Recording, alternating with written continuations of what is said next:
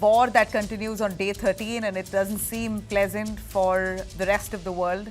The repercussions are intense, though it seems like there are only 3 combatants. That's Iran, Israel and the United States. The rest of the world, the periphery of this war, is bleeding. The impact has been harsh on India as well. It's no different. But I'm going to take you through details of what Iran has said as to what will make them stop the war. They've given some conditions. Now, for what we see here, there are some faint signs of diplomacy that's emerging from the battlefield in West Asia, but the mistrust, of course, runs deep. As the war in the Middle East now enters its 13th day, Iran has laid out 3 conditions to end this conflict with Israel and the United States. In a post on X, Iran's president, Masoud Pezeshkian, has said that Tehran remains committed to peace. He said that he's spoken to leaders in Russia and Pakistan while pushing for an end to war. But Iran says the fighting will stop only if 3 key demands are met. 1, Iran's legitimate rights must be recognized. 2, compensation must be paid for the damage that's been caused during this war to Iran. And 3, there must be firm international guarantees that Iran will not face future attacks. Now, the president of Iran has said Iran is willing to end this war with the United States and Israel, but only if these conditions are thoroughly put in place, outlined and accepted. Tehran says it has conveyed this position in its conversations as well with Russian President Vladimir Putin and leaders in Pakistan. This war began after joint strikes by the United States and Israel on February 28th. Now, nearly 2 weeks later, the conflict continues to intensify. It deepens. More than 1,200 casualties have been reported as missile strikes, drone attacks and retaliatory bombardments continue across the region. Even as Iran talks about possible peace, its military is also issuing strong warnings, though. The spokesperson of Iran, the Iran Armed Forces spokesperson, Abol Fazl, has in fact said no port or economic hub in the Persian Gulf will be spared. It will not be safe if the United States targets Iran's ports. He said, and I quote, "If our ports and docks are threatened, all ports and docks in the region will become legitimate targets," which they've already done. Now, on the other side, US President Donald Trump says America has already won this war in Iran, but he also says US troops will remain deployed until the mission is fully completed. Trump insists that there will be no immediate de-escalation, saying that the United States must finish this job. Meanwhile, the conflict is spreading beyond direct battle zones. Iran has stepped up attacks on regional energy infrastructure. Fuel tanks in Bahrain were hit in the past few hours. Bahrain International Airport and storage facilities on the Muharraq Island were also struck. Drone attacks were also reported in the Omani port city of Salalah. So the question here we ask, is this the first real opening for diplomacy, or simply a brief pause before the next escalation in a war that's already reshaping West Asia? And now with Donald Trump saying that we have won this war, what does it really do to any kind of attempt to mediate or actually calm this war? Because there's no side that's won as yet. War is still on. But here's what Trump said very confidently, that we have won. Take decisive action to stop the threat posed by the terrorist regime in Iran with Operation Epic Fury.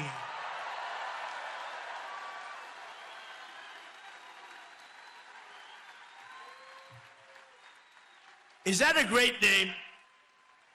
Well, it's only good if you win. You know, you can only do. And we've won. Let me tell you, we've won. You know, you never like to say too early you won. We won. We won the bet. In the first hour, it was over. But we won. But they gave me a list of names of generals. Sir, you can pick the name you'd like, sir. I said, the name of what? The name of the attack on Iran, sir. And they gave me like 20 names. And I'm like falling asleep. I didn't like any of them. Then I see Epic Fury. I said, I like that name. I like that name. All right. Well, there you have it. Donald Trump there boasting of winning this war while the war is still on. I'm going to quickly welcome our guests here. We have Major General Dr. Rajan Kochar, a defense and geopolitical expert, joining us. We have Adit Kothari, foreign affairs expert, geopolitical expert as well. Thanks, both of you. and Veena Sikri to be joining us, Ambassador, in just a moment from now. But Major General, what's your view on Trump calling this war a victory, saying that America has won? This war continues, but they say America has won. Now, while Trump says that, Iran says there will be 3 conditions, and only if those are honored, we will stop this war. So Iran believes that the war is in their hands entirely, whether to stop or continue. Thank you, Nabila. I think it's the way, Trump is, and this is a premature assertion of claim for victory. And I'll just analyze this from a military standpoint only. And from the foreign affairs perspective, my fellow you panelists can comment. The first aspect is that how can you claim a victory when Iran retains the escalation capability? Because you have not vanquished the enemy. In spite of heavy airstrikes, Iran continues to launch drones and missiles across the Gulf. So that deterrence capability of Iran has not been eliminated. Second is, what about your war objectives which you set yourself? Have they been resolved, or they're all unresolved as of now? And 3 main I would like to highlight here is ending Iran's nuclear program, curtailing its missile capabilities, and reducing the proxy networks. None of these goals have been achieved. The third is, Iran is expanding this, as your second part of the question was. Iran expanded this into the asymmetric realm, and he is now targeting the Gulf countries, the energy infrastructure, and the leverage he has here in the Strait of Hormuz, because Strait of Hormuz, for the information of all the viewers, it cannot be dominated by having a powerful navy like the United States has. It's a very, very narrow place, about 33 kilometers in width, and just about 2 sea lanes, 6 miles each. So this Strait of Hormuz can be dominated by Iran through its asymmetric capabilities. Even fishing boats can lay down the mines on the seabed. And Iran has the capability. It has carried out a joint exercise, Nabila, just a few months before the war. China and Iran have carried out a joint exercise in the Strait of Hormuz. So Iran is very well prepared. And it very well knew that when this plan is to be unfolded. And I'm quite surprised that the Iran has unfolded this Strait of Hormuz plan much earlier than my expectations. Because I thought that he will do it at the end of the war, maybe after 20 days, 25 days of a prolonged conflict. But he has done it straight away, because possibly the destruction of its own infrastructure, the desalination plants and the other things were happening, the oil depots were happening, and so Iran had to retaliate. So now, where are we heading? These 3 conditions have been laid down. I'm always optimistic. I will think from an optimistic view now. None of these conditions are going to be acceptable to either the Americans or the Israelis. I mean, but are they asking for too much? Iran saying that we need assurance that you won't attack us again. Is that asking for too much?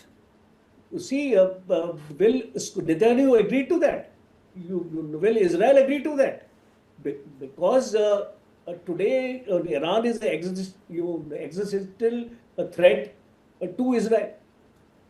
And if you take a security guarantee like this, who is going to ensure this guarantee? Which body has come into play? The UN is nowhere near. Where is the third party? So why I'm optimistic is because Russia and China are going to come into play now. the statements which have come from Russia, from Putin today, and from China suggest that they are going to mediate into this conflict, because none of them want this war to be prolonged. Even Trump does not want, because it is impacting his own people in America. The prices of petroleum products have gone up in America. The people are also not happy with this war. So people on the streets in America. So I think Trump, why he's making the statement that he has won the war, because he is seeking a closure here. He is seeking a closure to end the war on a positive note, on a high note, as he wants to project his image that he has won the war. But we all know, ultimately everybody knows that he has not been able to win the war, but it is to please his own people and send a narrative like this, because Americans don't like to lose a war. Even from Afghanistan, when they came back, they always came back on a high note, and they said that we have accomplished what we wanted to do. So I think from that, from a military point of view, America has not won this war, and he wants to leave on a high note. And I think with these three demands, I have a feeling that Russia and China will pitch in now, and possibly talks will start, and they may not agree to all the three demands. It may be watered down the lane, with a couple of negotiations taking place. But ultimately, I think the condition what Iran is going to agree is that its nuclear program will be for peaceful purposes. It will be open to inspections. Second is, it will retain its missile capability, and that will not be tampered with. Third is proxies. You see, you can't lay down, no country admits that it is running its proxies. So Iran will say that no, we don't have any such proxies whom we are trying to propagate in this region. And the Lebanon war has already started. So I think Israel is trying its best to reduce that military capability of Hezbollah on that side. So I think that won't be a very, very serious issue to get agreed upon. So I think that these are the basic issues. Nobody can give a guarantee that nobody will attack this thing, because that point which Iran has actually raised, that a security guarantee of that kind, there'll be no attacks. Now I want to ask Israel one thing: is Israel also prepared to give a security guarantee of that kind? If it is a mutual kind of a thing, and if Israel also gives a guarantee that it will not attack Iran, and Iran also gives a guarantee that it will not attack Israel or the US, I think possibly that can be worked out. Nabila. United States is, of course, speaking a double tone here. It says on one hand that it's won the war. On the other hand, it says they've got to finish the job. So what does finishing the job really mean? Adit, you want to comment on that? What do you believe finishing the job means here? What does Trump indicate? What more that needs to be done here? Nabila, I think from a world's perspective, they will tread and they will basically try to judge Trump on the basis of the stated objectives of the war. The stated objectives of the war was a regime change, a so-called rogue regime that America is going to displace with a democratic regime, democracy being their ploy. Then dismantling the so-called nuclear program. Apparently, 450 kilos of enriched uranium still continues to linger in somewhere in Iran, and dislodge and dismantle and decapitate their ballistic missile program. So those were the three stated objectives. If America walks out now saying that, militarily we have decapitated the Iranian Navy and the so-called Iranian Air Force, which barely sort of existed, and we have also got the 49-member of the Supreme Leader and his sort of cahoots. I don't think that is really military victory in any sense. Neither is it a moral victory of any sense. Trump may like to posture it, or may like to frame it another way. And the question is whether the American public domestically accept it. I don't think the world will accept it in any shape and form, which is why one has to admit that the Iranians so far coming out and putting these conditions in front of the world and in front of President Trump. And you may not like the character, you may not like Pezeshkian, because he is a horrible man, but he is surely sharp.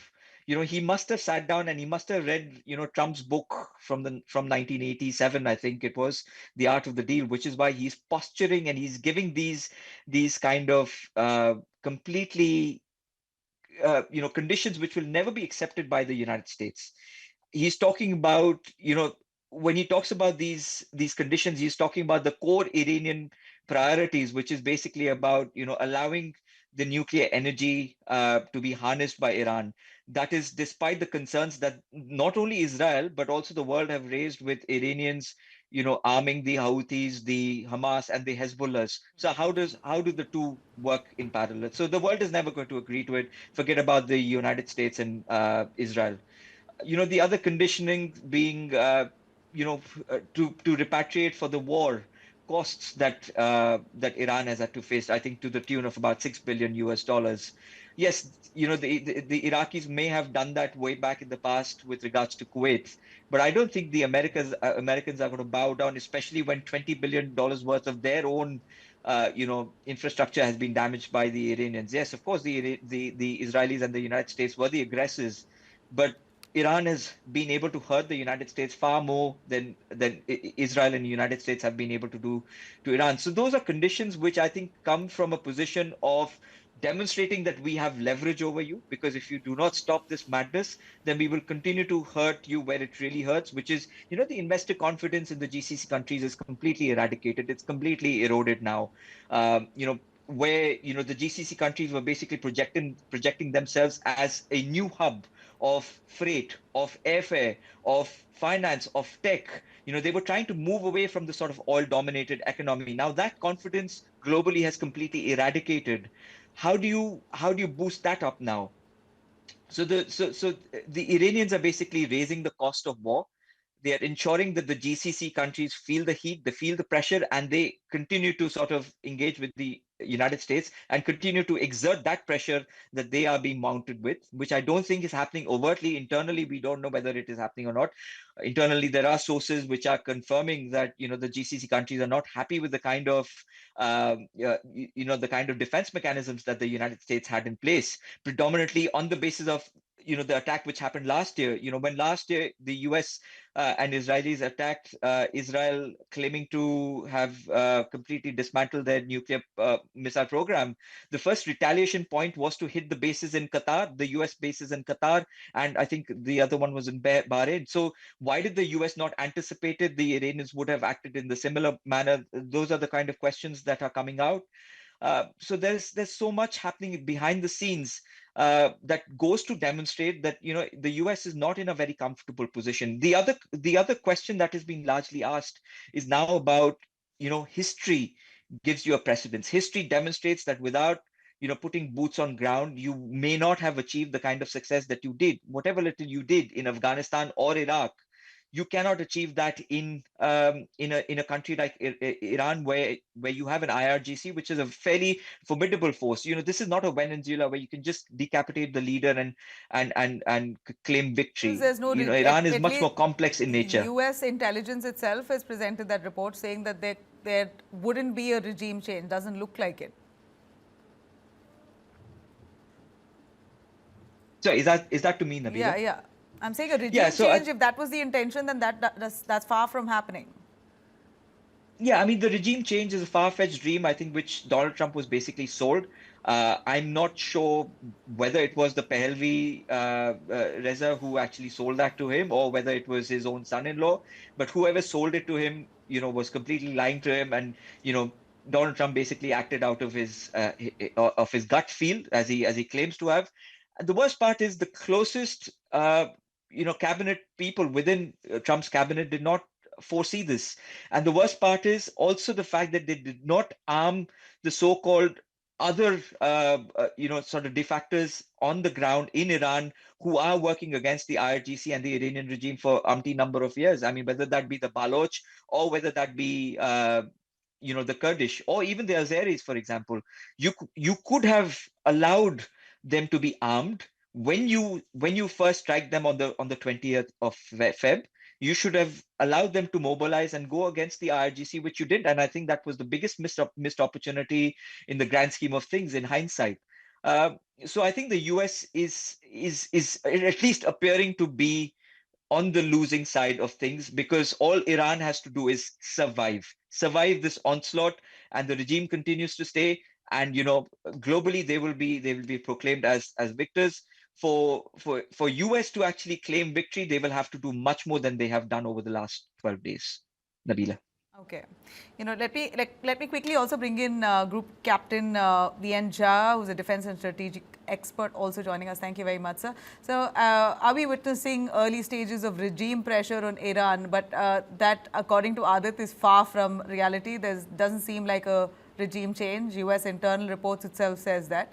But that said, Iran says that we are willing to stop this war on 3 conditions. What's your take on that approach?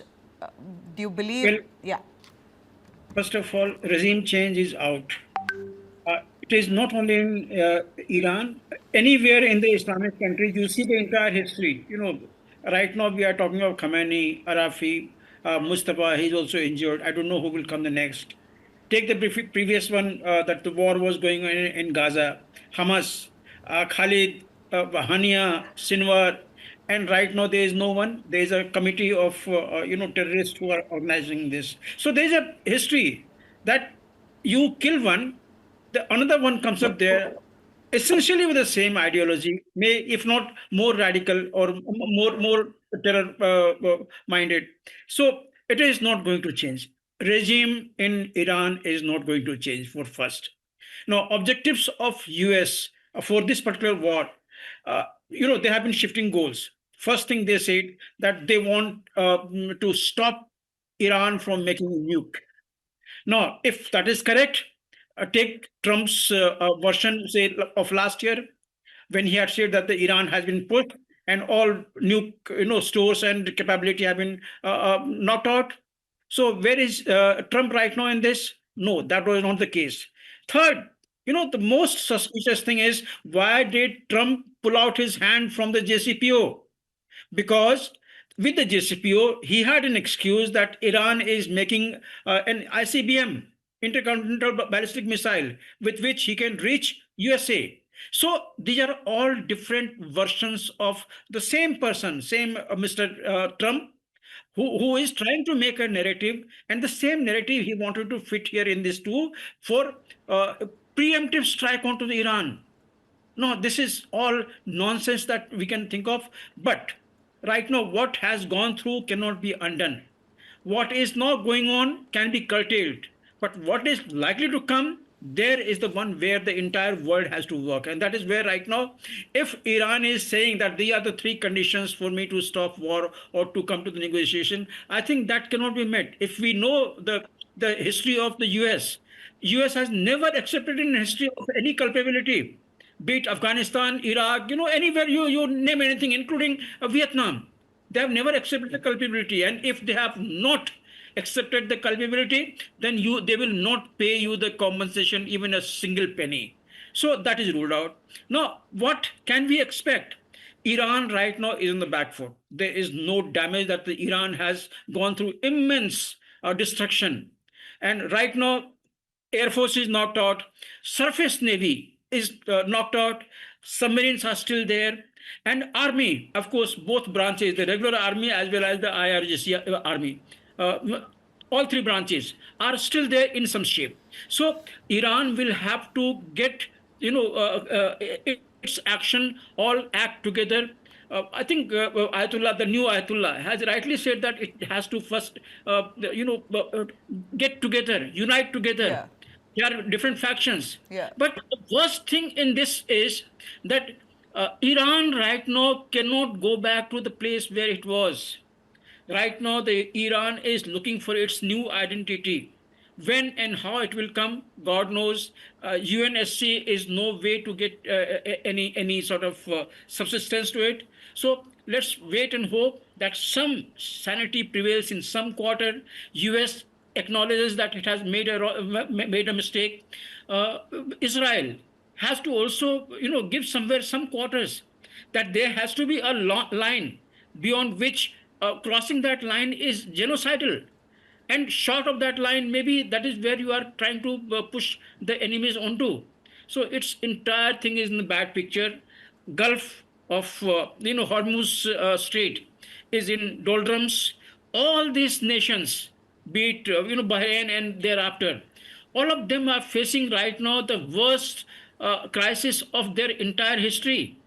So let's see how it all this unfolds. But right now, what Iran says is unworkable. Yeah. What Iran says it will be unacceptable to Trump. Well, but and Iran seems to be ready to die for their country, whether it's for their people or not, I don't know, but for their country for sure, for their land for sure, they're willing to die. And they're willing to kill also their own people. So Yeah. that's the danger we face, right? And that's not a good sign for the world. Not a good sign at all. As such, the world is right now facing the Islamic terrorism with 380 odd Correct. terror organizations. Yeah. And now the Shia terror. A lot of them harbored by Iran.